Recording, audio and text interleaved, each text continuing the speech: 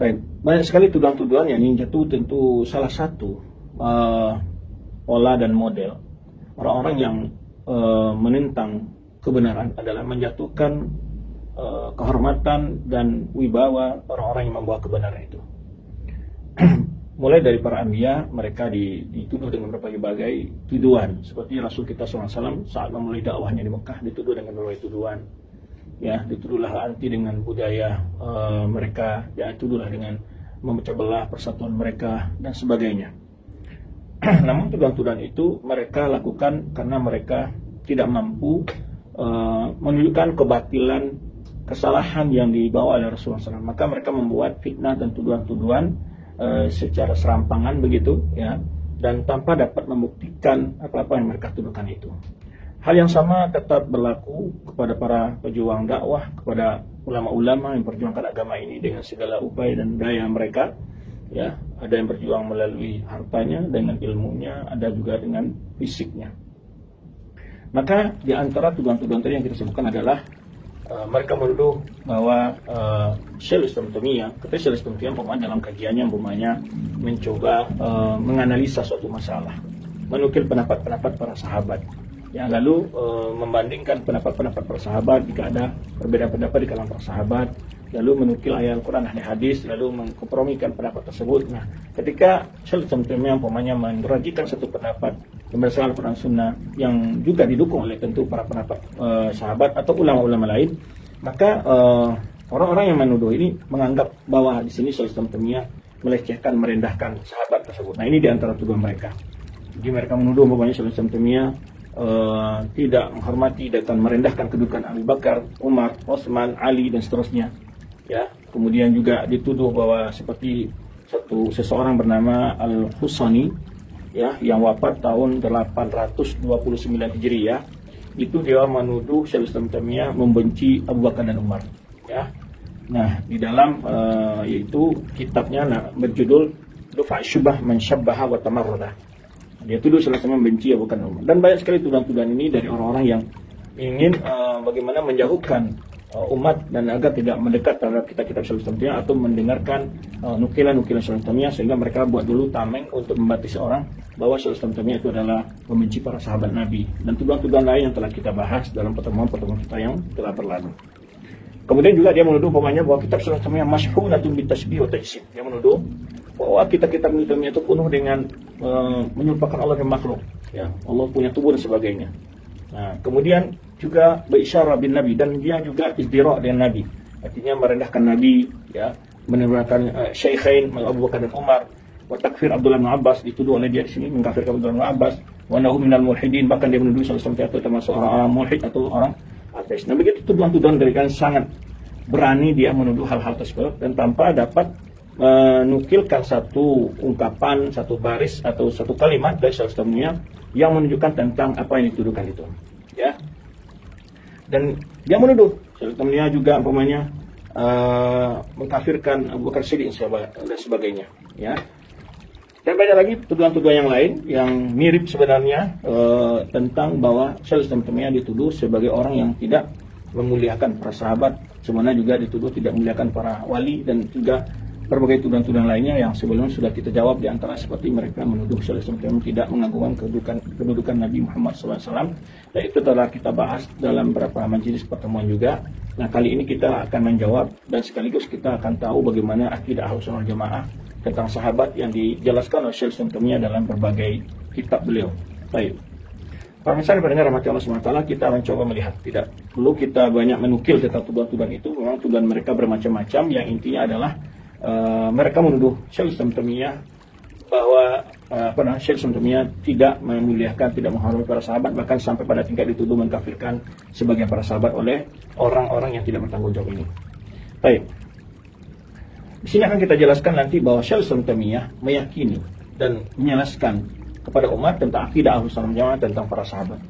Ya, bahkan banyak sekali beliau menjelaskan pembahasan ini dalam kitab-kitab beliau, baik dalam kitab akidah yang beliau tulis secara khusus, namanya Aqidah Al-Wasithiyah. Di sana beliau menjelaskan sekali bagaimana kemuliaan dan kehormatan para sahabat Nabi radhiyallahu anhum. Baik, demikian pula beliau menjelaskan hadis-hadis. Ya, nanti kita tidak membahas hadis-hadis ini secara rinci dalam Al-Quran, tapi kita mencoba bagaimana Syaikhul Islam Taimiyah menjelaskan hal itu dalam kitab-kitabnya dan membagi kehormatan para sahabat tersebut, bagaimana tingkatan-tingkatan kemuliaan mereka, dan juga hukum orang-orang yang mencela para sahabat. Jika kita melihat ayat Al-Quran yang memuja para sahabat, tentu sangat banyak, karena kita di sini kan akan mendiskusikan pandangan Syaikhul Islam Taimiyah, maka kita langsung melihat bagaimana beliau menjelaskan pandangan beliau dalam memuliakan dan menghormati para sahabat. Satu ungkapan yang beliau sebutkan di dalam akidah beliau, yaitu akidah yang dikenal akidah Lamiyah. Ini akidah Lamiyah ini sangat bagus sekali dihafal dan tidak terlalu banyak baiknya sebenarnya. Ya, di antara beliau mengatakan hubbus sahabati kullihim li madhhabun. Nah, itu beliau katakan. Hubbus sahabati kullihim, mencintai sahabat seluruhnya, ya, kullihim li madhhabun. Itulah madhabku, itulah pandangku. Jadi beliau mengatakan bahwa beliau madhabnya atau keyakinan beliau adalah mencintai semua sahabat tanpa terkecuali satu pun. Hubbus sahabati kullihim li madhhabun.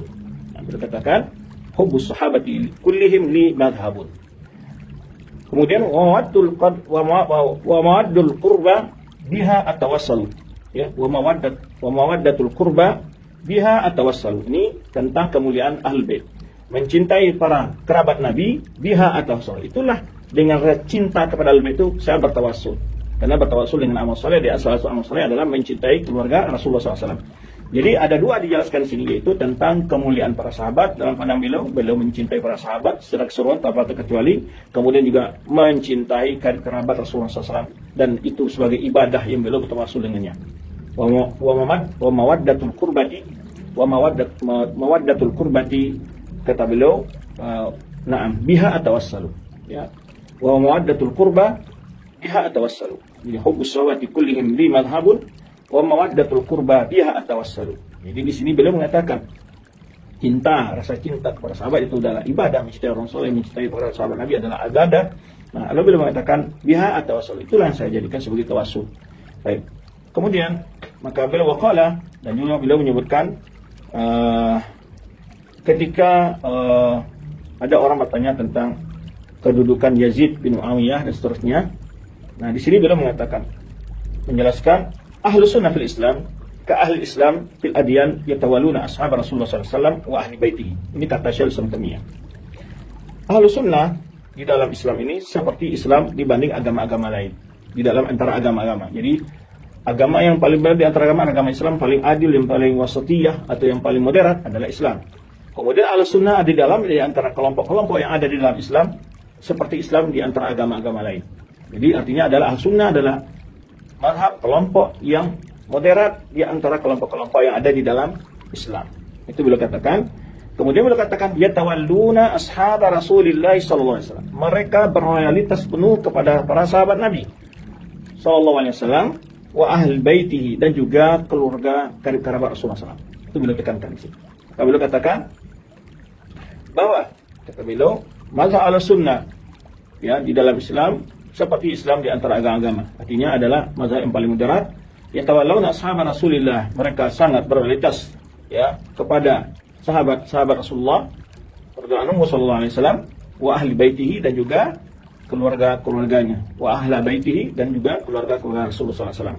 Jadi ini sekaligus juga terjawab ya, karena ada tuduhan juga bahwa Rasulullah SAW tidak mencintai Ahlul Bait ketika beliau membantah orang-orang Syiah yang gulu, yang berlebihan dalam mengkultuskan sebagian dari Ahlul Bait. Kemudian beliau mengatakan wa ya'rifuna huquqas sahabat. Ahlus sunnah adalah orang-orang yang mengenal hak-hak sahabat, mengerti tentang hak-hak sahabat. Wa huququl qurba wa huququl qarabati kama amara Allah bidzalika wa rasuluhu. Dan juga hak-hak karib kerabat Rasulullah SAW, sebagaimana yang Allah perintahkan, dengan demikian dan juga Rasulullah sallallahu alaihi wasallam. Itu yang beliau jelaskan di sini, bahwa Ahlussunnah adalah orang-orang yang sangat mengerti tentang hak-hak para sahabat dan para keluarga dari kerabat Rasulullah SAW, sebagaimana yang Allah perintahkan dan juga dengan hal demikian dan juga Rasulullah SAW. Secara khusus tentunya kalau kerabat Rasulullah SAW bukan yang dimaksud di sini orang-orang yang mengaku-ngaku, tetapi adalah, dan juga bukan pula orang mengaku lalu dia menyelisihi amaliyahnya dengan sunnah dan ajaran bahwa Rasulullah SAW. Bukan demikian. Jadi maksudnya Ahlul Bait yang benar-benar sampai garis keturunan kepada Rasulullah SAW. Kemudian dia adalah orang-orang yang berpegang dengan akidah Ahlus Sunnah wal Jamaah. Bukan orang-orang yang mengkultuskan kuburan, ya, yang memuja-muja kuburan, yang menghiasi kuburan dan sebagainya. apalagi yang mengaku-ngaku punya rambut Nabi dan sebagainya, lalu dijadikan itu sebagai cara untuk mendapatkan dunia, ya, atau mantra-mantra air putih dan sebagainya. Bukan itu yang dimaksud. Tapi keluarga Nabi yang memiliki akidah yang Ahlussunnah wal Jamaah. Kemudian juga beliau menyatakan tentang ijma', ya, kesepakatan Ahlussunnah wal Jamaah ala riayati huquqis sahabat, tentang wajib menjaga hak-hak sahabat, wal qarabah, dan juga kerabat Rasulullah sallallahu alaihi wasallam. Nah, maka beliau menyebutkan di antara dalil-dalil umpamanya waqad asna rahimallah ala sabiqin awalin alladziina minhum khulafa al-arba'ah. Bahkan Syekh Samtamiyah menyebutkan keutamaan dan memuji, ya, para sahabat-sahabat sabiqin awalin, sabiqun awalun, sebagaimana terdapat dalam surah Taubah ayat 100. Wasabiqun al-awwalun minal muhajirin wal ansar alladziina tabauhum bi ihsanin radhiyallahu anhum wa radu anhu wa adalam jannatin tajri tahtal anhar. Nah, ini maksudnya adalah kaum muhajirin dan ansar. Ya, dan termasuk ke dalamnya adalah khulafa ar-rasyidun al-arba'ah. Itu khulafa ar-rasyidin yang 4 orang. Wa bayyana anna Allah akhbar annahu radiya anhum. Bahkan Syekh menjelaskan Allah telah redha kepada mereka, para sahabat. Wa annahu alima ma fi qulubihim. Kenapa Allah redha kepada para sahabat? Karena Allah mengetahui apa yang ada dalam hati mereka. Ya, dari keyakinan yang benar, tidak berbuat nifak, jauh dari keyakinan nifak, ya, keikhlasan mereka dalam beriman, dalam beramal, dan seterusnya. Wa annahu asabahum fathan qariban, dan bahkan Allah membalas mereka, memberikan keuntungan mereka dengan, yaitu menaklukkan kemenangan yang sangat dekat. Sebenarnya dalam surah Al-Fath ayat 18, surah Al-Fath ayat 18 sampai 19, qala Allah Ta'ala, Allah berfirman, laqad radiyallahu 'anil mu'minin. 'Anil mu'minin sini siapa? Idh yubayyi'unaka tahta syajar, yaitu para sahabat, yaitu Bai'atul Ridwan yang terkenal dengan sini. Sungguh Allah telah meridhai orang-orang beriman yang idh yubayyi'un, ketika mereka membaiatmu tahta syajarati, di bawah pohon. Itu sengaja dengan Bai'atul Ridwan, ya. Fa'alima ma fi qulubihim. Nah, Allah mengatakan, Allah tahu, mengetahui iman, ketakwaan yang ada dalam hati mereka. Fa'anzala sakinata 'alaihim, Allah menurunkan kepada mereka rasa ketenangan. Wa athabahum fathan qariba, dan Allah akan memberikan pahala kepada mereka dengan, yaitu kemenangan yang sangat dekat. Wa maghanima katsira, dan ghanimah yang sangat banyak. Ya'khudunaha, yang akan mereka ambil. Wa kana Allah azizan hakima. Sungguh Allah, dan Allah itu adalah maha perkasa lagi maha bijaksana. Nah, ini dinukil oleh Syekh ayat ini untuk menerangkan, ya, kemuliaan dan keutamaan para sahabat. Dan beliau memuji sahabat, dan kemudian beliau mengungkapkan ayat ini. Ini untuk menjawab tuduhan-tuduhan tadi. Sekaligus kita tahu bagaimana akidah Ahlussunnah wal Jamaah dalam memuliakan dan menghormati para sahabat serta para keluarga Rasulullah sallallahu alaihi wasallam. Kemudian juga Syekh Samtian menerangkan manzilat as-sabiqin awalin biqaulihi. Kemudian beliau juga mentakkid, memperkuat penjelasannya tentang kemuliaan para sahabat-sahabat al-awalin was-sabiqin awalin. Ya, generasi utama dari para sahabat ini. Itu batasnya itu disebut dengan Bai'atul Ridwan, yaitu perjanjian atau sumpah yang di bawah pohon yang terkenal dengan Bai'atul Ridwan, yang jumlah mereka itu disebutkan ada 100.000 atau lebih oleh sebagian ulama. Apa kata beliau? Lam yakun fil muslimin man yataqaddam alaihim. Tidak akan pernah ada di tengah kaum muslimin orang yang akan melebihi kemuliaan mereka, itu para sahabat. Ya, bahkan muslimun kulluhum ya'rifuna fadlahum. Tetapi semua kaum muslimin, ya, kulluhum, seluruh kaum muslimin, ya'rifuna fadlahum alaihim, mengakui keutamaan para sahabat itu di atas mereka. Ya, semua muslimin mengakui tentang kemuliaan, kehormatan, ya, kemuliaan para sahabat itu di atas mereka. Lianna Allah Ta'ala bayyana fadlahum fil Qur'an. Maka kata beliau, karena Allah telah menjelaskan kemuliaan mereka dalam Al-Quran dengan firman-Nya. Nah, itu dengan firman-Nya dalam surat Al-Hadid ayat 10.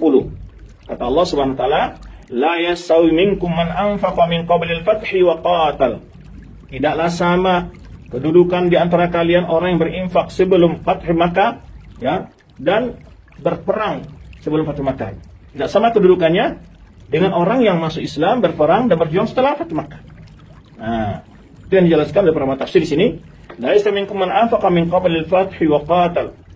Ulaika a'zamu darajatan min alladziina anfaqu min ba'du.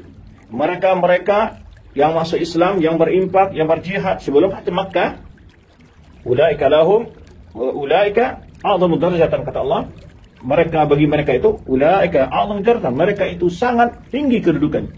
a'zamu darajatan, tinggi kedudukan mereka, minal ladina anfaqu ba'du, dibanding orang-orang yang berinfak setelah Fathu Makkah atau setelah mereka.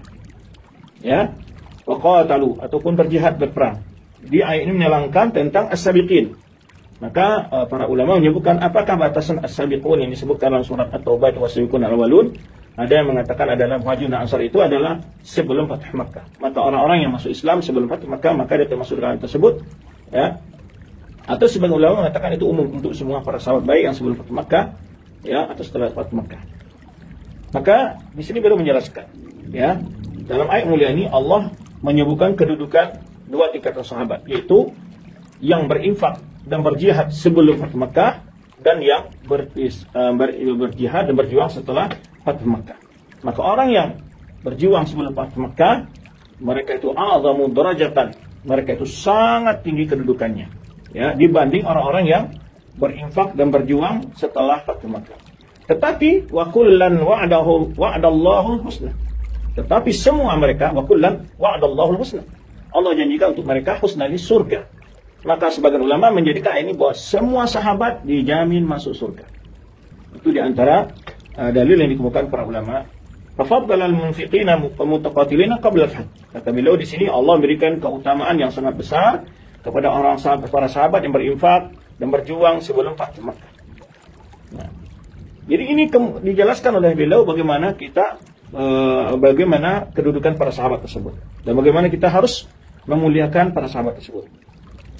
Kemudian beliau menyebutkan firman Allah Subhanahu wa taala, "Wallazi anzala sakinata fi qulubil mu'minin," ya, "Wallazi anzala sakinata fi qulubil mu'minin liyazdadu imanan ma'a imanihim." Dialah Allah yang telah menurunkan rasa tenang ke dalam hati orang-orang beriman, akan beryazdadu, dan mereka semakin bertambah imannya ma'a imanihim, dengan iman mereka yang lain, yang sebelumnya. Jadi semakin naik iman mereka. Nassun fi tafdil munfikina muqatilina qabla al-fath. Kata beliau di sini, ini adalah nas, dalil yang menjelaskan keutamaan orang yang berinfak dan berjuang sebelum Fathu Makkah dibanding orang-orang yang berinfak dan berjuang setelah Fathu Makkah. Wa qala ba'da dzalika, kemudian beliau menjelaskan lagi, dhahaba jumhur ulama ila an-sabiquna biqaulihi ta'ala. Nah, di surat At-Taubah 100 itu, bahwa para ulama berpendapat makna as-sabiquna wal awwalun, ya, dalam firman Allah SWT surat Taubah itu, was-sabiquna al-awwalun minal muhajirin wal ansar wa hum alladziina anfaqu qabla al-fathi wa qatalu. Maka kebanyakan para ulama menjelaskan ayat ini, as-sabiquna al-awwalun, generasi utama dari umat ini, mereka itu adalah orang-orang berinfak dan berperang sebelum Fathu Makkah, kata beliau. Wa ahlu bai'atir ridwan kullihim minhum. Sahabat yang ikut dalam bai'atur ridwan, yang membaiat Nabi di bawah pohon di bai'atur ridwan, itu semua mereka masuk ke dalam sabiqun ini. Itu generasi, disebut generasi yang pertama dari umat ini.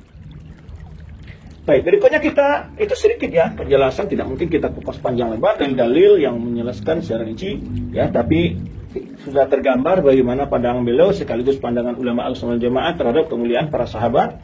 Kemudian setelah itu beliau akan menjelaskan bagaimana hukum orang-orang yang merendahkan atau mencela, mencaci para sahabat, ya. Maka beliau mengharamkan orang-orang yang menyakiti, menghina, merendahkan, memaki atau bahkan mengkafirkan para sahabat. Itu menjelaskan tentang hukum-hukum tersebut. Sebenarnya itu beliau jelaskan dalam kitab beliau, yaitu As-Saril Maslul, ya. Itu dirinci oleh beliau dalam kitab beliau As-Saril Maslul. Bagi yang ingin merujuk kitab tersebut bisa. Nah, beliau menjelaskan di antara dalil tentang haramnya mencela para sahabat adalah dalil firman Allah SWT, "Wala yaghtab ba'dukum ba'dah." Ya, janganlah sebagian kalian menggunjingkan sebagian yang lain. Walau ayat ini umum untuk semua kaum muslimin, tentu lebih utama di sini wa ana ahwalis sabbi. Kata beliau, serendah dosa yang dilakukan oleh orang yang mencela sahabat itu adalah ayyakuna mughtaban. Dia telah melakukan dosa gunjing. Itu serendah dosa, kata beliau. Ya, orang yang mencela sahabat itu serendah dosa yang dilakukan adalah telah melanggar, telah menentang ayat yang telah dijelaskan tadi, yaitu Allah katakan wala yaghtab ba'dukum ba'dah. Jangan sebagian kalian menggunjingkan sebagian yang lain. Wa qala azza wa jalla, dan Allah juga berfirman, kata beliau, "Walladzina yu'dzuna al-mu'minina wal mu'minat bighairi maktasabu." Ini ayat ini sungguh perlu direnungkan oleh setiap orang yang mencoba membuat kebohongan, menyakiti orang-orang lain tanpa ada kesalahan yang dilakukan oleh dia. apalagi menuduh-nuduh tanpa ada bukti, ya, dalam mengkritik ataupun menyalahkan orang lain, bahkan merendahkan kehormatan orang lain, mencela atau menghukum dengan hukum yang sampai mengeluarkan orang dari agama Allah. Maka Allah sebutkan dalam firman surat Al-Ahzab ayat 58 ini, waladina yu'dzuna al-mu'minina wal mu'minat bighairi maktasabu faqad ihtamalu buhtanan wa ithman mubina. Ya.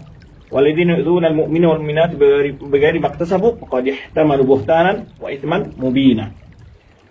Orang-orang yang menyakiti kaum mukminin laki-laki dan kaum mukminin perempuan tanpa ada dosa yang dilakukannya, tanpa ada kesalahan, bighairi maktasabu, tanpa ada satupun kesalahan yang dia lakukan. Maka dihtamalu, sungguh orang yang menuduh itu telah membawa, telah melakukan, ya, buhtanan, kebohongan yang sangat besar, wa ithman mubina, dosa yang sangat nyata. Maka orang yang menyakiti kaum mukminin dan mukminat tanpa ada kesalahan yang dia lakukan, sungguh orang tadi telah memikul dosa dan kedustaan yang sangat besar. Nah, apalagi sahabat, tentu ayat ini, ya, termasuk secara umum orang mukminin, ya, tentu termasuk ke dalamnya para sahabat Rasulullah. Sahabat khiyarul mukminin. Kenapa masuk ke dalam? Sahabat adalah orang beriman pilihan, ya, adalah orang mukmin yang paling pilihan. Sahabat khiyarul mukminin. Walam yaktasu ma yujibu adahum. Mereka para sahabat itu tidak melakukan hal-hal yang harus mereka itu dicela. Kenapa? Li'anna Allah radhiya anhum, karena Allah telah redha kepada mereka, kata beliau. Ya, ridhan mutlaqan, dengan keredaan yang mutlak. Radhiyallahu anhu wa radhu an. Sebenarnya dalam surat At-Taubah tadi, radhiyallahu anhu wa radhu an. Allah memberikan keredaan kepada mereka secara mutlak. Bahkan Allah telah mentazkiyah mereka, menjamin kebenaran iman mereka. Sebenarnya dalam surah Al-Fatihah tadi, Allah tahu apa yang ada dalam hati mereka. Karena itulah Allah telah menjamin mereka masuk surga, ya, dan menjamin keredaan terhadap mereka. Itu begitu, ya, bagaimana kemuliaan dan keindahan kedua sahabat tersebut. Allah telah memberikan jaminan atas iman mereka, karena Allah tahu tentang apa yang ada dalam hati mereka. Wa man radhiyallahu anhu lam yaskhat alaihi abadan. Kalau Allah sudah reda kepada seorang, Allah tidak akan pernah marah kepada orang tersebut sama sekali. Ya, para sahabat yang telah diridai Allah SWT, Allah tidak akan pernah marah kepada mereka sama sekali. Wa kullu man akhbara anhu annahu radhiyallahu anhu an radiya anhu fa innahu min ahli jannah. Setiap orang yang telah dikabarkan oleh Allah SWT dalam Al-Quran bahwa Allah meridainya, maka dia pasti termasuk menjadi ahli surga. Wa in kana ridhaa'u anhu ba'da imanihi wa amalihi as-salih. Ya, sekalipun keridhaan itu setelah tentang orang tersebut setelah dia beriman dan beramal saleh. Fa innahu yadhkuru dzalika fi ma'rad ats-tsana' 'alaihi wal madah lahu. Karena Allah menjelaskan hal itu dalam rangka memuji dan menjelaskan kemuliaan para sahabat tersebut. Kalau alima annahu yata'aqab dzalika bima yaskhatu ar-rabb lam yakun min ahli dzalik. Kalau seandainya Allah tahu mereka setelah dipuji itu akan menyimpang, akan berubah, ya, tidak menjadi orang baik, Allah tidak akan memberikan pujian tersebut kepada mereka, ya, karena Allah tahu, ya, bagaimana dia sebelum dia meninggal. Allah sudah tahu. Maka itu Allah berikan kepada mereka. Kalau seandainya orang ini Allah tahu dia akan murtad atau dia akan menyimpang setelah dapat pujian dari Allah SWT, Allah tidak akan memberikan pujian secara mutlak. Kalau alima annahu yata'aqqab dzalika bima yaskhatu rabb, kalau Allah tahu bahwa hal itu setelah mereka dipuji itu ada hal yang dilakukan menimbulkan kemarahan Allah, tentu Allah tidak akan memberikan pujian tersebut kepada mereka. Kama fi qoulihi ta'ala, ya. Sebenarnya firman Allah SWT, ya ayuhan nafsul mutmainnah, wahai jiwa yang tenang, irji ila rabbika radiyatan mardiyah, kembali kepada Rabbmu dengan redha dan keridhaan. Fadkhuli fi ibadi, masuklah ke dalam golongan hamba-hambaku, wadkhuli jannati, dan masuk ke dalam surga. Kemudian beliau menjelaskan tentang haramnya mencela, merendahkan kedudukan persahabat dari sunnah Rasulullah SAW. Yang pertama adalah hadis yang diriwayatkan oleh Imam Bukhari dan Muslim, yaitu sabda Rasulullah SAW, la tasubbu ashabi, janganlah kalian mencela sahabatku. Fawalladhi nafsi biyadihi, lau anna ahadakum anfaqa mithla Uhudin dhahaban ma adraka mudda ahadihim wala nasifa. Janganlah kalian mencela para sahabatku. Demi zat yang jiwaku berada di tangannya, seandainya salah seorang kalian menginfakkan sebesar gunung Uhud itu emas, sesungguhnya hal itu tidak akan dapat menyamai, ya, kemuliaan amal soleh sahabat tidak akan dapat menyamai amalan sahabat satu genggam ataupun separuhnya, tidak akan sampai. Ma balagha mudda hadihim, itu nggak nyampe segenggam mereka, tidak sampai segenggam amal soleh mereka. Wala nasifah, dan tidak pula separuhnya. Itu bagaimana Rasulullah SAW menegaskan dalam hadis yang mulia ini. Tentu kita tidak asing bagi kita adanya kelompok-kelompok yang mencoba mencari-cari kesalahan sahabat lalu menghina para sahabat, bahkan pada sampai mengkafirkan para sahabat, yaitu kelompok yang dikenal dengan Syiah Rafidhah. Ya, dan Syiah itu juga bertingkat-tingkat. Antara juga Syiah Zaidiyah, kemudian Syiah Rafidhah, Ismailiyah dan sebagainya. Kemudian setelah kemudian juga beliau sebutkan hadis tentang haramnya mencela, menyakiti para sahabat, yaitu sabda Rasulullah SAW, ayatul iman hubbul ansar, wa ayatul nifaq bughdul ansar. Tanda-tanda iman adalah cinta kepada orang-orang ansar, dan tanda orang-orang munafik adalah benci kepada orang ansar. Disebutkan bahwa cinta kepada sahabat tanda seorang itu beriman, benci kepada para sahabat tanda dia itu adalah orang munafik. Maka oleh sebab itu Syiah Rafidhah dan yang sejalan dengan mereka itu banyak sekali nampak kemunafikan pada diri mereka. Kemudian beliau merinci tentang tingkat-tingkat bagian bentuk-bentuk mencela sahabat dan hukumnya. Beliau bagi. Maka beliau menjelaskan, "Fa man iqtara bi sabbihi da'wa anna 'aliyan ilah." Beliau menyebutkan yang pertama nih, fatal ini. Kalau orang-orang mencela para sahabat, kemudian dia kulturkan Ali sampai menganggap Ali itu Tuhan, atau mengatakan Ali itu adalah Nabi, Ali radhiyallahu anhu, pada la syakka fi kufri. Orang yang meyakini seperti ini tidak ragu tentang bahwa itu adalah suatu kekufuran. Ya, tentang kekafirannya nggak ragu. Kalau dia mencela para sahabat lalu memuja Ali sampai mengkultuskan menganggap Ali sebagai Tuhan atau sebagai Nabi. Di antara orang-orang Syiah Rafidhah, ya, kalau kita baca kitab mereka Usul Kafi, itu bahkan banyak sekali imam-imam yang mereka puja itu memiliki sifat ketuhanan. Malah sifat Tuhan pun diberikan kepada imam-imam mereka. Bahkan banyak sekali ungkapan-ungkapan dalam riwayat Usul Kafi itu seakan-akan imam mereka lebih mulia pada Nabi SAW. Seperti mereka mengatakan, ya, annal imam la yamutuna ila bi irati minhum. Itu di antara judul bab mereka, bahwa imam mereka itu tidak mati kecuali atas dasar keinginan mereka sendiri. Bahkan wa annal ardha lil imam, dan mereka mengatakan bumi ini adalah milik imam, ya. Bahkan juga mereka menyebutkan dalam bab Usul Kafi, mereka mengatakan bahwa seluruh imam mereka ya'lamuna kull kitab alladhi unzila 'alal anbiya wa ya'lamuna lughatah, dan mereka mengetahui bahasanya semua kitab-kitab. Coba lihat. Nah, hal seperti ini itu tidak asing, ini adalah suatu pemahaman, ya, jika diyakini adalah membawa kepada kekufuran. Kemudian mengatakan, "Wa man sabbahum sabban la yaqdah fi adalatin." Kalau ada orang mencela tapi tidak, pencelaan itu tidak pada agama mereka, ya, tidak pada agama dan kesolehan mereka, pada istahiqut ta'dib wa ta'zir. Orang yang melakukan ini dia berhak untuk diberikan pelajaran hukuman dari penguasa.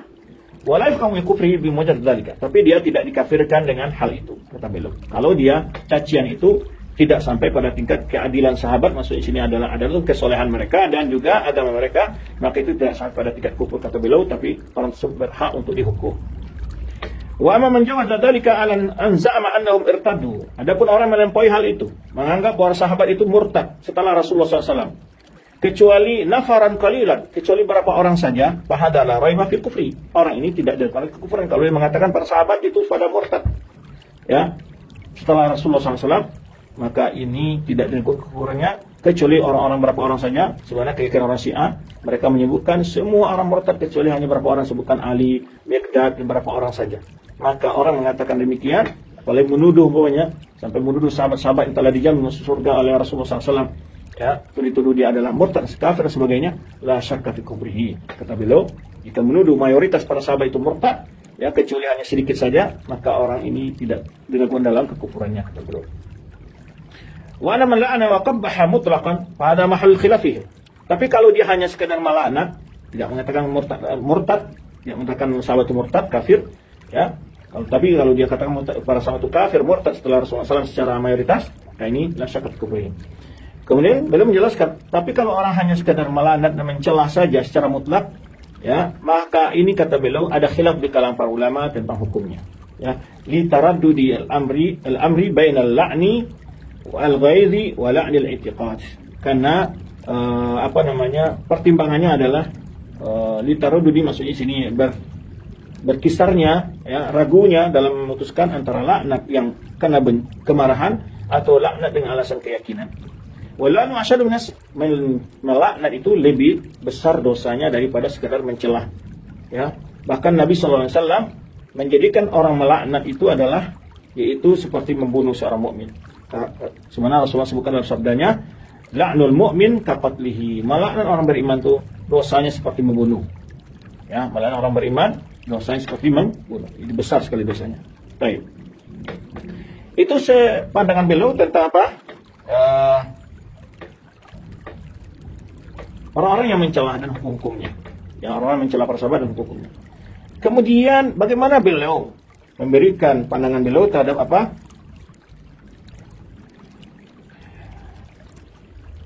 Hal-hal yang diriwayatkan adanya kesalahan-kesalahan dan kekurangan pada para sahabat. Nah, bagaimana pandangan beliau dalam hal itu? Maka kita melihat penjelasan beliau di sini adalah beliau memberikan kaidah dalam memahami riwayat-riwayat yang tentu setelah pasti kesahihannya.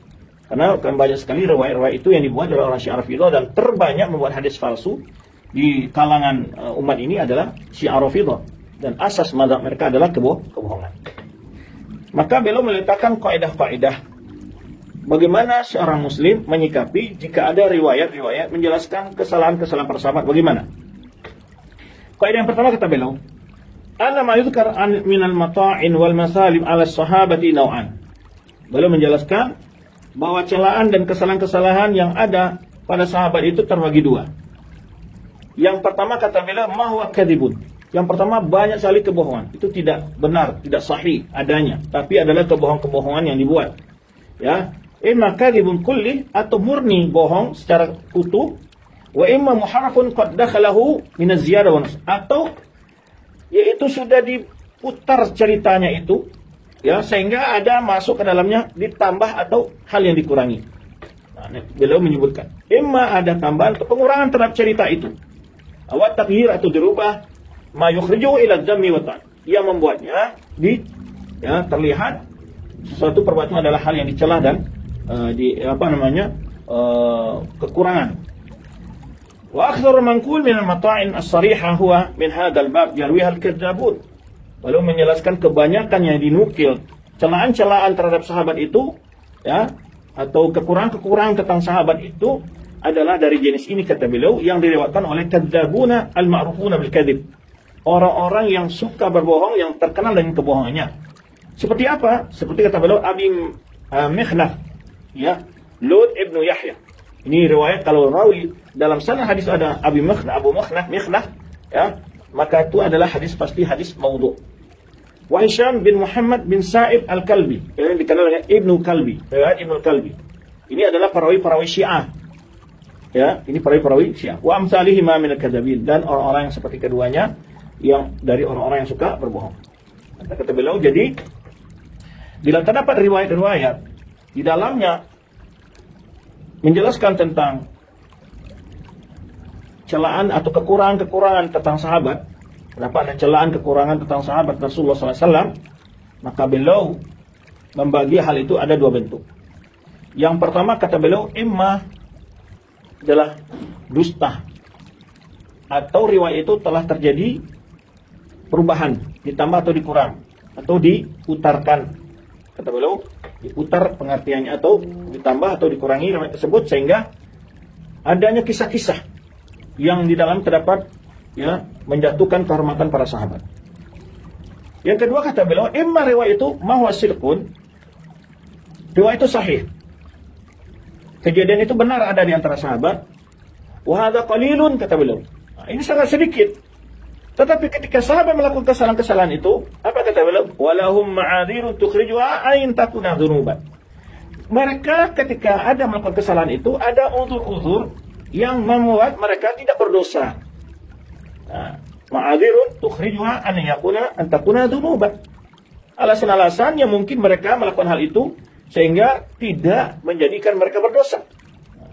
Ini kata beliau, kalau secara umum riwayat itu banyak sekali kebohongannya atau dirubah-rubah, ataupun yang benar riwayat itu kata beliau itu sangat sedikit, ya, riwayat tentang menceritakan kurang-kurang para sahabat itu, adanya hal-hal perselisihan antara sahabat kalaupun benar kata beliau, dan tindakan-tindakan itu mereka punya alasan yang dalam melakukannya, ya bukan semata-mata mereka berencana untuk melakukan sebuah tindakan itu. Nah, sebagai contoh ketika terjadi khilaf antara Ali dengan Muawiyah, keduanya saling mencintai, keduanya saling menghormati, tidak ada satu perkataan Muawiyah yang menghina, yang mencela Ali, dan juga tidak ada satu perkataan Ali yang merendahkan, menghina Muawiyah, tidak ada satupun. Tetapi keduanya memiliki ijtihad. Nah, tinggal terjadi perang sifil. Ijtihadnya Ali adalah menuntut Muawiyah dengan seluruh penduduk Syam untuk berbaiat terlebih dahulu. Ya, kemudian setelah itu baru dilakukan pengejaran dan penangkapan terhadap orang-orang yang membunuh Utsman. Muawiyah memberikan syarat untuk berbaiat kepada Ali, ya, dan Muawiyah tidak mengatakan dia lebih mulia dari Ali atau dia lebih berhak untuk menjadi khalifah, tidak begitu. Sebagaimana riwayat yang banyak tersebar di kalangan orang Syiah bahwa Muawiyah ingin membunuh Ali dan sebagainya, tidak, ya, atau ingin merebut kekuasaan, tidak. Muawiyah mengakui bahwa Ali lebih utama dari dia. Dia tahu Muawiyah. Cuman Muawiyah meminta kepada Ali yang sudah dibaiat oleh sebagian kaum muslimin saat itu, memberikan syarat Ahlus Syam akan berbaiat. Ahlus Syam mau berbaiat, ya, termasuk dirinya sendiri, kalau Ali bin Abi Thalib telah menangkap, ya, mengejar dan menangkap para pembunuh Utsman. Nah, beda ijtihad dua ini. Berbeda ijtihadnya. Ya, nah tidak ketemu di antara mereka saling mempertahankan pendapat. Nah, ini contoh-contoh yang mereka punya alasan di situ. Tidak tujuannya ingin terjadi keseruan, tidak. Wa taj'aluha min mawaril ijtihad. Nah, itu kata beliau, bagian sepertinya adalah masuk ke dalam ijtihad, karena para sahabat itu orang-orang yang sudah memiliki alat-alat, ya, untuk beristihad. Orang-orang yang sudah pada tingkat ijtihad. Allatina asaba al-mustahid fiha falahu ajran. Jika pendapatnya benar dalam perbedaan pendapat tadi seorang sahabat antara Ali dan Muawiyah, maka yang benar pendapatnya mendapat pahala 2. Yang mereka salah ijtihadnya mendapat pahala 1. Jadi kedua-duanya mendapat pahala. Wa amatul manqul ats-tsabi' an khulafa ar-rasyidin, secara umum dinukilkan dari para khulafa ar-rasyidin dari min hadzal bab. Jadi kalau ada hal-hal yang nukil sikap, tindakan, perkataan dari sahabat menunjukkan kekurangan pada diri mereka, maka hal itu atau ada perselisihan sebenarnya contoh yang kita sebutkan tadi, kata Syekh Al-Utsaimin, yang dinukil jika ada dinukilkan dari khulafa ar-rasyidin ada dalam jenis ini, yaitu mereka sedang beristihad. Contoh di antaranya beda pendapat antara Utsman dan juga Ibnu Mas'ud dan beberapa orang sahabat lainnya ketika saat salat di Mina, di mana sunnahnya saat di Mina itu adalah dikosor tanpa dijamak. Lalu Utsman salat dalam bentuk disempurnakan, tidak mengkosor, bukan sengaja untuk menentang sunnah Rasulullah SAW, tapi dia beristihad karena di masa Utsman dan dimulai dari masa Umar tentunya Islam berkembang yang luar biasa ke pelosok-pelosok negeri Arab, negara meluas, sehingga yang banyak ikut haji saat itu orang-orang yang belum memahami Islam secara baik. Nah, Utsman takut kalau seandainya sholat dilakukan 2 rakaat, jangan-jangan mereka nanti pulang kampung setelah melaksanakan haji masih tetap 2 rakaat. Mereka tidak tahu bahwa hanya itu dikhususkan saat berada di Mina. Maka bersiaplah Utsman karena kaum muslimin sebegitu banyak jumlahnya, dan mungkin kebanyakan mereka belum paham sunnah ini. Maka dengan ijtihadnya Utsman agar tidak ada yang salah memahami, maka beliau menyempurnakan salat. Itu Mas'ud mengatakan sunnahnya 2 rakaat. Tetapi Ibnu Mas'ud ketika ditanya, dia salat di belakang Utsman. Ibnu mengatakan, ya, dia punya ijtihad, tapi kita tetap menjaga ukhuwah. Makanya Ibnu Mas'ud menyebutkan al-khilafu syarrun. Ya, tidak pula Ibnu Mas'ud cabut dari belakang Utsman, tidak mau salat berjamaah, tidak begitu. Nah, ini contoh-contoh perbedaan-perbedaan yang ada di dalam riwayat itu. Pada dasar sahabat itu timbul karena ijtihad mereka, ya, bukan karena memang sengaja mereka ingin menentang ayat Al-Quran, menentang saudara Rasul, tidak. Nah, maka beliau mengatakan secara umum yang dinukilkan dari para sahabat khulafaur rasyidin dari hal seperti ini, kata beliau. Nah, kemudian beliau menjelaskan alasan-alasan jika walaupun mereka itu salah, walaupun mereka terkena dosa. Contoh kita sebutkan Abi Balta'ah. Abi Balta'ah ini adalah ketika Rasulullah SAW mau menyerang kota Mekah.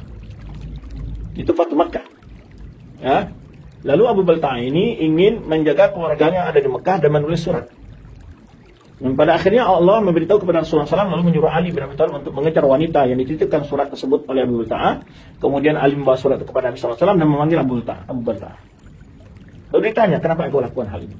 Lalu dia menjawab, saya melakukan ini bukan karena murtad dari Islam ya Rasulullah, bukan karena dia benci kepada Islam, tapi dia ingin keluarganya tidak masuk korban ketika kaum muslimin nanti melakukan penyerbuan ke kota Mekah. Lalu Umar mengatakan, "Dani ya Rasulullah, adhimunu hadzal mana." Ya Rasulullah, ini orang telah membocorkan rahasia Rasul kepada orang kafir. Ini salah satu hal yang dikasih bisa membawa kepada kekufuran. Namun Rasulullah SAW mengatakan ya, bahwa Abu Balta'ah ini adalah orang yang ikut perang Badar. Karena Allah SWT mengatakan, "If'alu ma syi'tum faqad ghafartu lakum." Keutamaan amal solehnya menyebabkan kesalahan yang besar tadi diampuni oleh Allah SWT. Maka di sini Syaikhul menyebutkan alasan mereka, kalaupun mereka melakukan dosa dan salah, umpamanya mereka punya amal-amalan yang membuat dosa, mereka terhapus. Lahum min sawabiq wal fadail ma yujibu maghfiratan, ma yujibu maghfiratan ma yasdur minhum in sadara. Kata beliau di antaranya, mereka adalah orang-orang yang sawabiq, itu orang terlebih dahulu masuk Islam dan memiliki keutamaan, ikut berperang bersama Rasulullah SAW, ikut berjuang, ya, ikut berhijrah, ikut berinfak bersama Rasulullah SAW. Nah, hal itu menyebabkan mereka mendapat ampunan dari kesalahan yang ada pada mereka. Hatta innahu yaghfir lahum min as-sayyi'at al-malik faliman ba'dahu. Bahkan bagi mereka itu diampuni oleh Allah kesalahan-kesalahan mereka yang bagi orang setelah mereka mungkin tidak diampuni. Li'anna lahum min as-hasanat allati tamhu as-sayyi'at. Kenapa kata Syekh Utsaimin? Karena mereka punya amalan-amalan baik yang menyebabkan terhapusnya amal-amal buruk mereka. Ma laisa liman ba'dahu, yaitu amal-amal baik itu tidak dimiliki oleh orang setelah mereka, seperti hijrah, berjuang bersama Rasulullah, berjihad bersama Rasulullah dan seterusnya. Itu as-suhbah. Bahkan ulama menyebutkan wadail sahabat yang tidak mungkin sama sekali akan diraih oleh orang selain sahabat adalah as-suhbah, hidup bersama Nabi SAW, bertemu dengan Nabi SAW. Maka oleh sebab itu ulama mengungkapkan as-suhbatu la ya'diluhu syai'an atau la ya'diluha syai'an.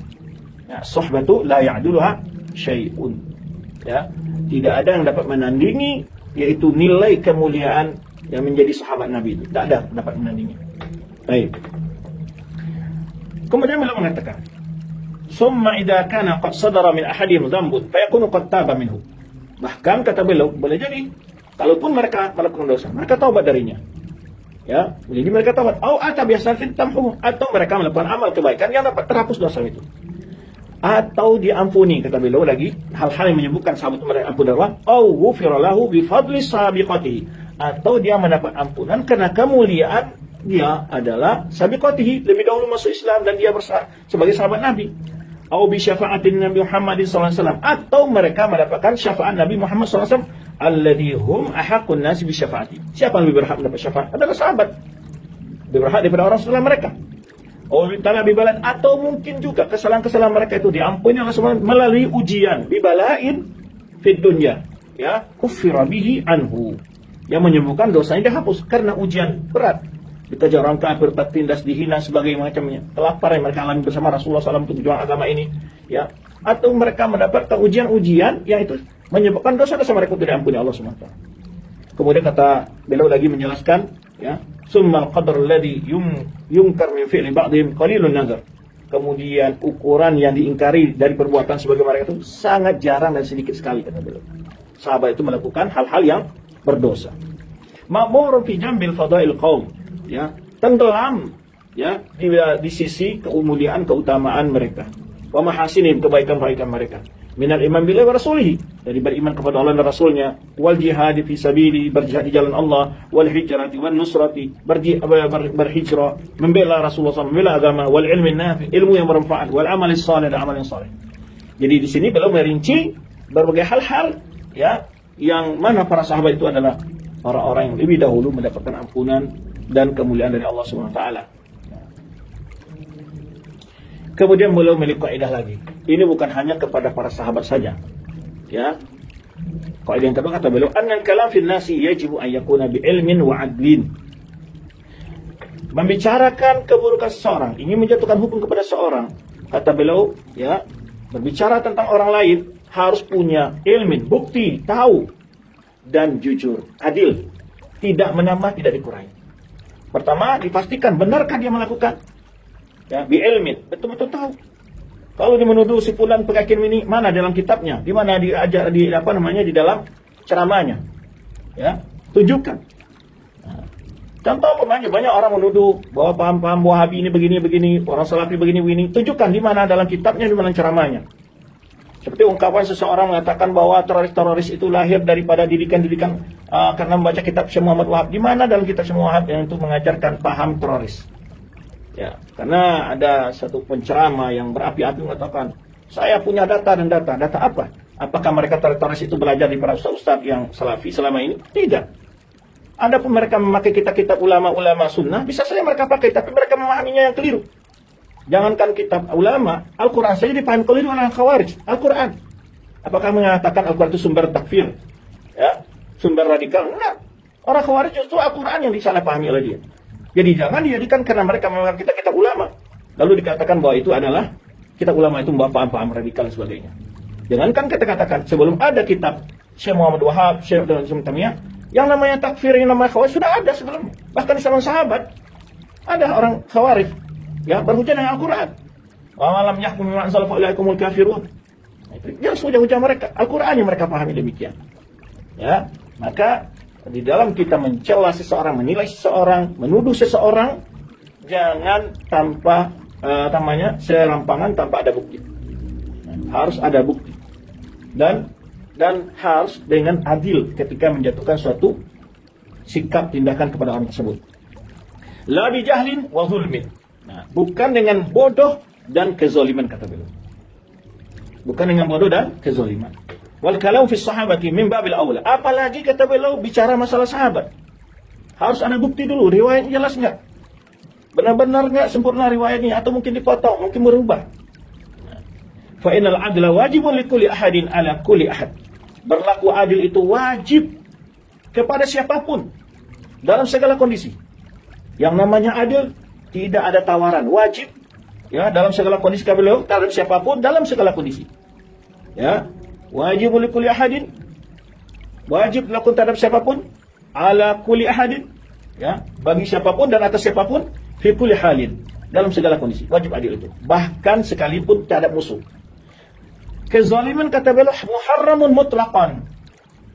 Ada seseorang salah, kita harus tahu hukum yang pantas bagi dia. Jangan sampai melewati hukum. Ya, ada seorang ustaz salah, ada seorang dai salah, ada seorang muslim salah, jangan melewati hukum. Itu zulm. Contoh adanya sebagian yang mengatakan memang ulama-ulama al-sunnah melarang untuk kita berdemonstrasi. Lalu dia mengatakan bahwa para demonstrasi itu boleh ditembak saja. Ah, ini zulm. Tidak ada ulama mengatakan fatwa demikian. Zulm. Mereka salah betul, tapi tidak boleh berbuat zalim pada mereka. Nah, ini contoh-contoh banyak dalam kehidupan kita.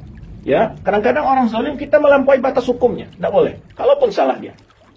Nah, ini banyak sebetulnya di dunia media sosial ya, yang dilakukan hal seperti ini. Ya, ada seorang ustadz tersalah dalam bersikap, berkata atau berkomentar segala macam, langsung dihajar bersama-sama. Tidak boleh. Salahnya diukur sesuai dengan adil. Ya, kalau kita tidak tahu benar hukum yang adil di situ, tidak perlu kita bicara. Nah, maka oleh sebab itu di sini disebutkan yang pertama adalah jauhi berbicara tentang orang lain itu kalau dengan tanpa ilmu dan tidak bisa berbuat adil. Beliau berbicara terhadap seorang siapapun, kapanpun, dimanapun harus dengan ilmu dan adil. Tahu kita dan adil kita, ada alasan yang pasti dari diri kita dan berlaku adil. Kezaliman itu, kata beliau, haram secara mutlak. La yubahu qatun bihalin, tidak pernah boleh dibolehkan dalam kondisi apapun. Berbeda dengan kebohongan, ada 3 diberikan kemudahan. Memperbaiki 2 orang sedang berselisih, kepada keluarga, seorang suami berkata pada istri, atau ke kita dalam perang, kondisi perang. Nah itu ada. Tapi kezaliman di sini hatta terhadap musuh, orang kafir sekalipun nggak boleh. Maka Allah sebutkan dalam firman surah Al-Maidah ayat 8, wala yajrimannakum syana'anu qaumin ala alla ta'dilu i'dilu wa aqrabu littaqwa wattaqullah. Janganlah kebencian kalian ya membuat kalian berbuat zalim terhadap satu kaum. Janganlah kalian membuat kezaliman, ya, janganlah membawa kalian kebencian kalian terhadap satu kelompok, membuat kalian tidak berlaku adil. Jangan. Kita tidak senang dengan seseorang, dengan kelompok, dengan mazhab, dengan ormas, dengan apapun, tidak boleh. Ya. Kalau tersalah secara ilmiah, bantah secara ilmiah. Apa yang juga viral-viral kadang-kadang memberhentikan kajian karena dia berbeda pendapat dengan ulama mayoritas ormas tertentu, lalu kajiannya dihalang-halangi, ya, perizinan dia dihambat semacam ini tidak adil. Ini kezaliman, ya, ini kezaliman. Nah, ini yang banyak terjadi di tengah masyarakat ketika ada perbedaan tidak disikapi dengan adil. Baik, janganlah menyebabkan kebencian antara satu kelompok membuat kalian tidak berlaku adil. Kata Allah SWT, i'dilu huwa aqrabu lit-taqwa. Berbuat adillah, itu lebih dekat kepada ketakwaan. Wattaqullah, takutlah kalian kepada Allah. Washabu Rasulullah SAW ahaqqu man a'a, ya. Washabu Rasulullah SAW ahaqqu man udila alaihim fil qawli wal amal, ya. Kata beliau, sahabat Rasulullah SAW orang yang paling pantas untuk kita berbuat adil kepada mereka, baik secara ungkapan dan perbuatan. Ya, sahabat Rasulullah SAW adalah orang yang paling pantas untuk kita berbuat adil kepada mereka, baik dalam sikap dan juga perkataan dan sikap kita. Wal adu mimma tafaqa ahlul ardi ala mahabbatihi wa madhihi. Keadilan itu adalah semua penduduk bumi sepakat tentang mencintainya dan memujinya. Orang kafir, orang mana. Makanya dalam suatu penjelasan Syaikhul Islam Taimiyah menjelaskan bahwa Allah boleh mengekalkan kekuasaan orang kafir yang adil dan menghancurkan kekuasaan orang Islam yang tidak adil. Lalu ada pula suatu tokoh menjadikan alasan bolehnya memilih pemimpin orang kafir. Bukan begitu maksud. Syaikhul Islam Taimiyah adalah menjelaskan tentang bahaya kezaliman. Bahwa kezaliman itu akhirnya kehancuran. Kezaliman akan selalu berakhir kehancuran. Sekuat apapun negara itu, kalau zalim, buahnya kehancuran. Ya. Maka keadilan adalah sepakat penduduk bumi ada suatu hal yang dicintai dan dipuji kata Allah. Wallahu arsal rasulah liqauman nas bil qist. Allah mengutus para rasul adalah agar manusia menegakkan keadilan. Sebagaimana firman Allah Subhanahu wa taala, laqad arsalna rusulana bil bayinati wa anzalna ma'ahumul kitaba wal mizana liyaquman nas bil qist. Surah Al-Hadid ayat 25. Sungguh kami telah mengutus rasul-rasul kami dengan keterangan kata Allah, dan kami menurunkan bersama mereka Alkitab, ya, dan mizan, timbangan, liyaquman nas bil qist, ya, agar manusia menegakkan keadilan. Dan juga firman Allah Subhanahu wa taala, Allahul ladzi anzala al-kitabal haqq wal mizana. Allah yang telah menurunkan Al-Qur'an dan kebenaran dan juga timbangan. Maksudnya apa? Di dalam Alkitab itu adalah panduan-panduan untuk menegakkan keadilan. Maka tidak ada keadilan di luar apa yang dijelaskan oleh Al-Qur'an. Al-Qur'an telah membawa metode, kaidah, cara-cara untuk menegakkan keadilan. Kemudian juga firman Allah kata beliau banyak menukil ayat di sini untuk berbicara tentang kalau kita menilai seseorang tersebut harus adil, dan beliau sangat menekankan masalah hal ini dengan mengutip beberapa ayat di sini. Innallaha ya'murukum an tu'addul amanati ila ahliha wa idza hakamtum bainan nasi an tahkumu bil adli. Sesungguhnya Allah memerintahkan kalian untuk menunaikan amanah-amanah itu kepada pemiliknya. Jika kalian menghukum, memberikan keputusan antara manusia, an tahkumu bil adli. Antara manusia ini, bukan antara orang beriman atau antara muslim. Ya, antara manusia. Makanya ulama-ulama kita mengatakan keadilan itu wajib semua makhluk. Baik dia non muslim, wajib. Tidak boleh kita zalimi. Ya. Dan bila engkau memberikan keputusan antara manusia, berilah keputusan dengan adil kata Allah Subhanahu wa taala surah An-Nisa ayat 58. Lalu beliau menyatakan menjelaskan wal maqsudu huna annahu idza wajaba fi ma syajara, ya, baina umumul mu'minin. Kata beliau, tujuan di sini adalah kata beliau, anu idza wajaba fi ma syajara. Sesungguhnya apabila terjadi perselisihan antara kaum mukminin, ya, hal yang wajib ataupun apa, jangan berbicara kecuali dengan ilmu dan adil. Maka ini sikap bagi kita yang suka mengomentari peristiwa, berita dan sebagainya. Jangan terlalu berburu-buru. Tidak sedikit yang orang-orang yang mengomentari berburu-buru dalam mengomentari, bersikap, ya, yang pada akhirnya minta maaf akan berakhir kepada hukum.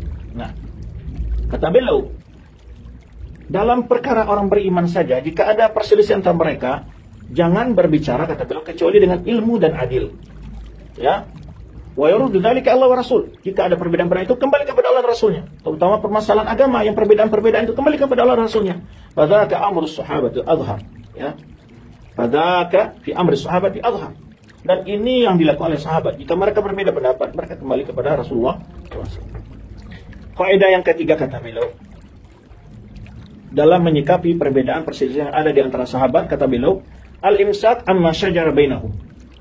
menahan diri dari membicarakan segala perkara-perkara yang diperselisihkan oleh para sahabat, atau perselisihan, kisah-kisah perselisihan yang terjadi di masa sahabat. Hendaknya kita menahan lisan kita untuk bicara hal itu, dari membicarakan hal itu. Banyak alasan yang dikatakan oleh para ulama kita. Di antaranya adalah mereka orang-orang yang jauh lebih takwa daripada kita, orang-orang yang jauh berilmu daripada kita, orang-orang yang jauh lebih warak dari kita.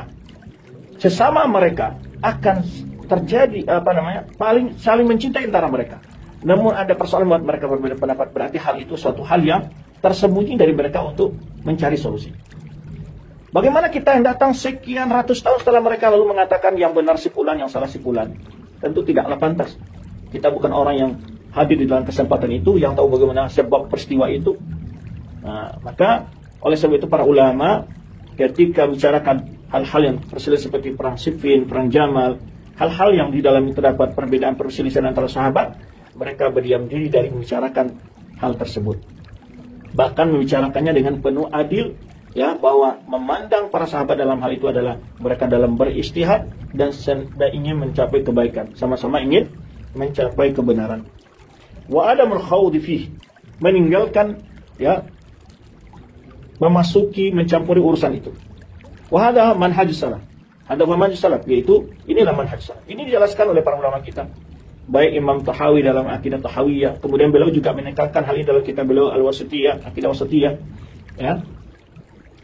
Dan kitab-kitab akidah lainnya banyak sekali dijelaskan oleh para ulama tentang bahwa bagaimana sikap Ahlussunnah dalam menyikapi perbedaan perselisihan yang ada di antara sahabat, al-imsak amma syajara bainahum, yaitu menahan lisan dari membicarakan perselisihan yang ada di antara mereka. Kemudian kata beliau, ya,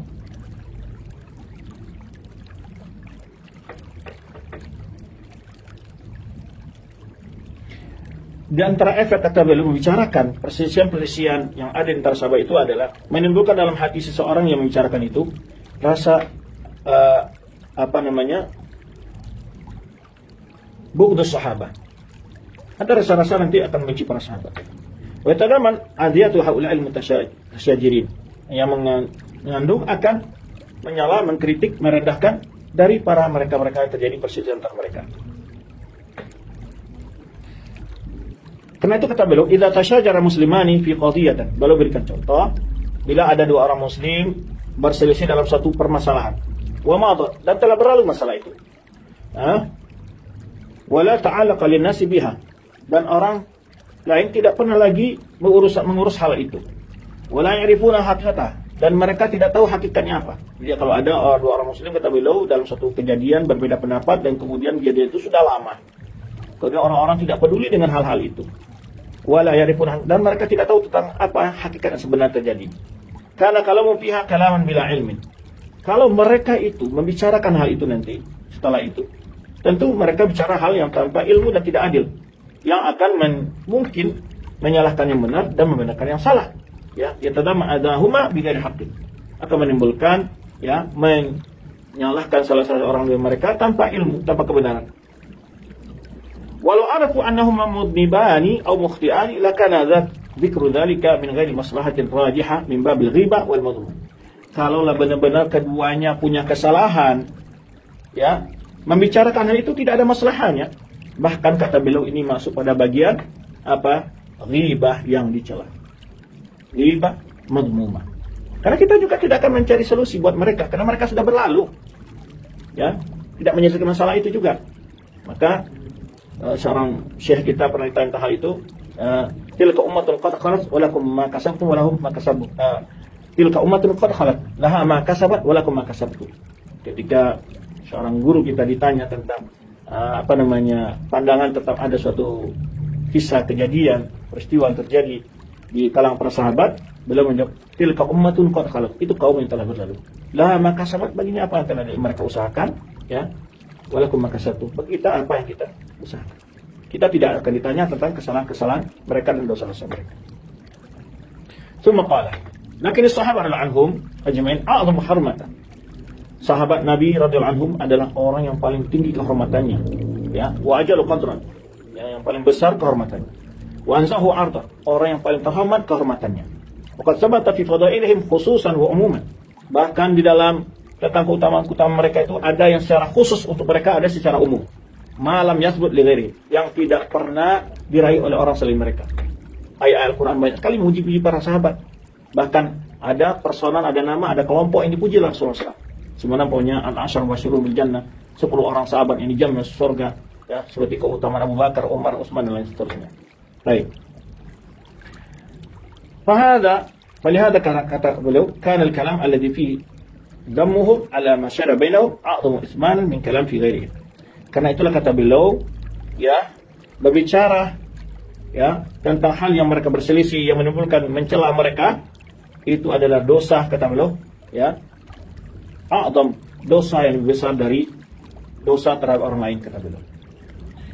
Kemudian kalau mengatakan wal mukhtar al-imsak amma syara bainas sahabat, yang menjadi pedoman kita, ya, yang dipilih oleh para ulama kita adalah menahan lisan, ya, dari membicarakan hal-hal yang terjadi di antara para sahabat.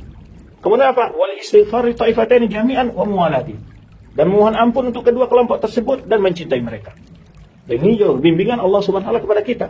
Walladzina ja'u min ba'dihim yaquluna rabbana ighfir lana wa li ikhwanina alladzina sabaquna bil iman. Orang-orang yang datang setelah mereka berdoa, ya Allah ampunilah kami dan saudara-saudara kami dalam beriman.